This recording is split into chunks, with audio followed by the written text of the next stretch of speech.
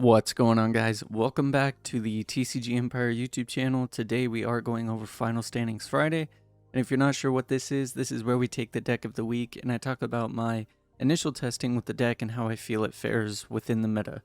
Now this week we did take a look at Purple Kaido, and this deck is a lot of fun. It definitely is a good deck that provides a ton of power as well as the chance to have early on lethal. And as I'm talking about this, I'm going to have a gameplay up in the background just so you guys can see. But overall, I think that the deck is good. I just don't think that it fares well in the meta at the moment.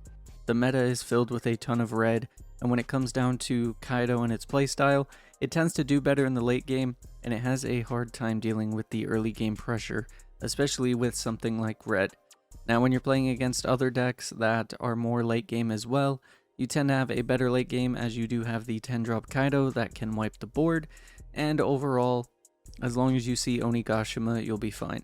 There are plenty of times though that when you don't see Onigashima, you tend to have these weird hands that don't really serve a good purpose, and the end result is that you tend to be behind rather than ahead, and you'll most likely lose steam and won't win the game.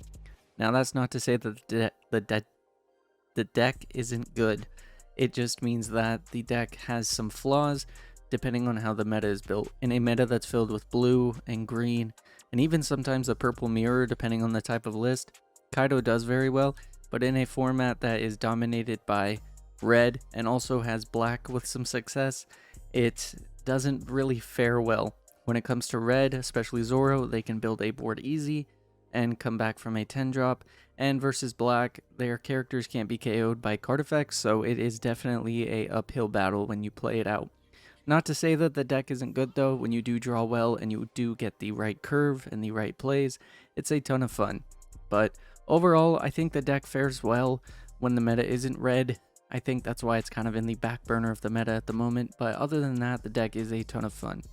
That's really all I have to say for Purple, as I haven't tested it too much. I only spent this week working on it. So overall, thank you guys so much for watching today's video. If you did enjoy it, smash that like button, subscribe, turn on post notifications, enjoy the gameplay, and I'll catch you guys in the next one.